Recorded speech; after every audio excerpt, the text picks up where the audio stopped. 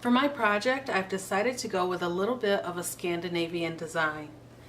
I'm using 2 empty glass bottles. You can use any type of a glass bottle as long as it has a small opening. I have some jute twine from Dollar Tree, a vegetable peeler to cut down my candles if it's needed, some greenery from an old Christmas wreath, some holly berries also from an old Christmas wreath, 2 taper candles, and some scissors.